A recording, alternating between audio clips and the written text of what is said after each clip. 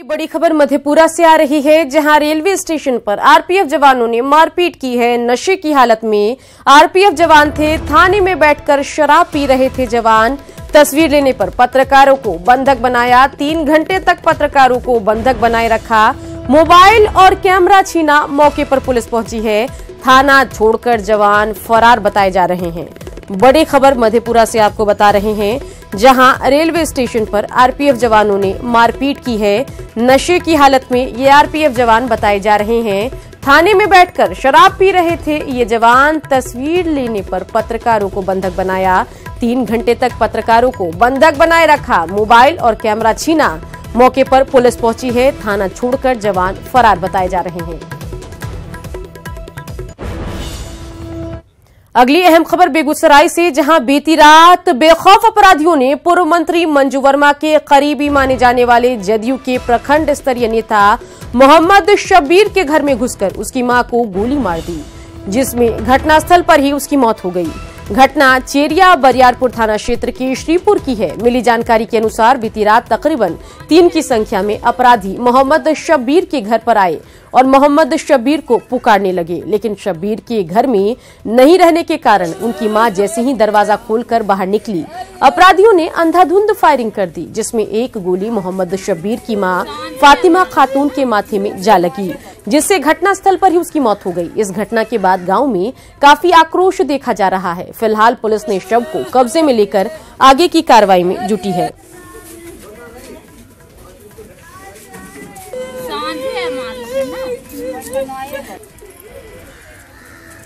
तीन राज्यों में सत्ता गंवाने के बाद मुश्किलों में घिरी बीजेपी को एक और झटका लग सकता है।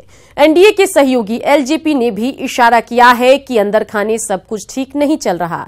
एलजेपी संसदीय बोर्ड के अध्यक्ष और सांसद चिराग पासवान ने ट्वीट कर कहा है कि टीडीपी और आरएलएसपी के एनडीए से अलग होने के बाद गठबंधन नाजुक दौर से गुजर रहा है। ऐसे में बीजेपी गठबंधन में बचे हुए साथियों की चिंताओं को समय रहते सम्मान पूर्वक तरीके से दूर करे। पासवान ने ट्वीट में साफ कहा कि गठबंधन की सीटों को लेकर वे कई बार बीजेपी के नेताओं से मुलाकात कर चुके हैं, लेकिन अभी तक इस संबंध में कोई ठोस बात आगे नहीं बढ़ पाई। पासवान ने साफ कहा कि अगर समय रहते बात नहीं बनी तो इससे नुकसान भी हो सकता है।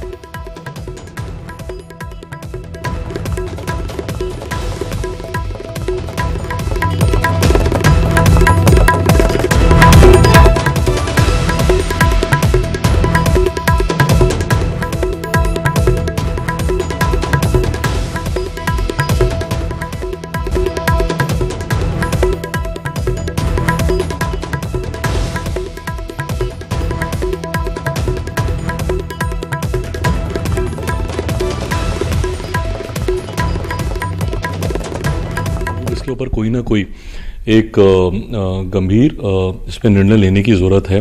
कहीं ना कहीं किसानों को तत्काल राहत जो पहुंचाने की जरूरत है, उसकी भी जरूरत है। मैं धन्यवाद दूंगा बहरहाल हमारी केंद्र सरकार, हमारे प्रधानमंत्री जी का, कि उन्होंने किसानों के बारे में कई ऐसी योजनाएं बनाई। और जब हमारे प्रधानमंत्री जी कहते हैं कि उनका सपना है और उनका लक्ष्य है कि 2022 तक किसान।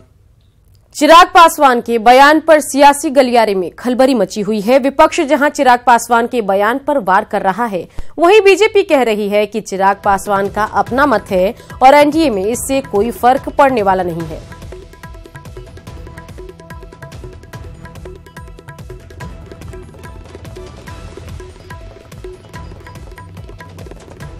ठीक है, वो लोग चाहते होंगे कुछ ज़्यादा सीट हमको मिले, इसलिए तय कर लेना, इसमें कोई खास बात नहीं। एक प्रभावी प्रधानमंत्री मैग्नेटिक पर्सनालिटी के साथ एनडीए का सिर्फ न यह स्वरूप है, बल्कि इसका विस्तार होता जाएगा।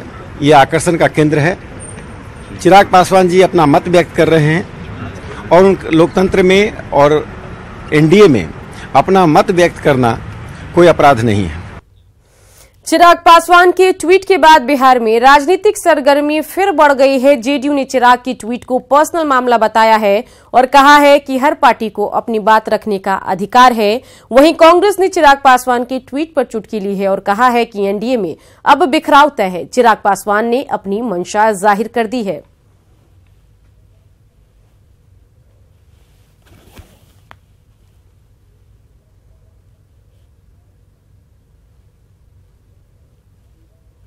जो एनडीए में एलजेपी, जनता दल यूनाइटेड और भारतीय जनता पार्टी के बीच जिस तरीके की बॉन्डिंग है और जिस तरह से नेताओं को आपस में मिल करके अपनी बातें रखने का हाल के दिनों का जो अनुभव है, उसके आधार पर मैं कह सकता हूं कि कहीं कोई इस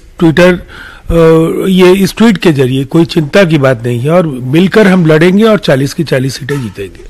चिराग पासवान का ट्वीट के भावार्थ क्या है उसे समझना ज्यादा महत्वपूर्ण है। मैंने पहले भी कहा था कि इन 5 राज्यों के विधानसभा चुनाव परिणाम के आते ही एनडीए में बिखराव प्रकट होने लगेगा। पहले आरएलएसपी बाहर हो गई, अब दूसरे सहयोगी चिराग पासवान जी ने अपनी मंशा को जाहिर कर दिया है। चिराग पासवान की ट्वीट के बाद आरजेडी सांसद मनोज झा ने कहा है कि चिराग पासवान का बयान बदलते हालात को बता रहा है। एनडीए के कई सहयोगी नाराज हैं। साथ ही मनोज झा ने नीतीश कुमार के एनडीए में शामिल होने को डकैती बताया। होगा कि कोई भी दल भाजपा के इस तानाशाही डिक्टेटोरियल मिजाज से सहज नहीं है। कोई भी व्यक्ति, भाजपा के अंदर के भी लोग सहज नहीं है। लोग निकलने शुरू हो गए हैं। टीडीपी, शिवसेना का आप हाल देख रहे हैं, अकाली दल की तरफ से भी आप देख रहे हैं क्या हो रहा है।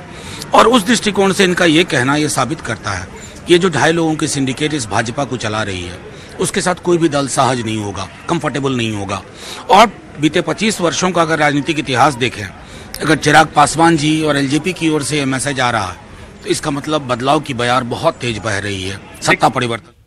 चिराग के बयान पर बीजेपी ने सफाई दी। बीजेपी ने कहा है कि चिराग ने अपने समर्थकों के लिए संदेश दिया होगा। 5 राज्यों में चुनाव की वजह से सीटों के बंटवारे में देर हुई है। एनडीए में सहयोगियों के साथ संवादहीनता नहीं है। बीजेपी ने कहा है कि एनडीए में वक्त रहते सब ठीक कर लिया जाएगा।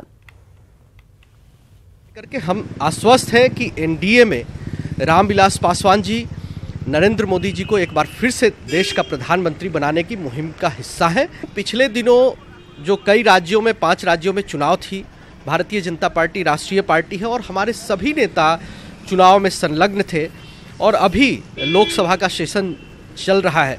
तो इसकी वजह से जो अलग अलग संसदीय व्यवस्थाएं हैं, अदरवाइज कहीं से भी ऐसा नहीं है कि चीज़ें कोई बहुत डिफ़िकल्ट दिख रही है।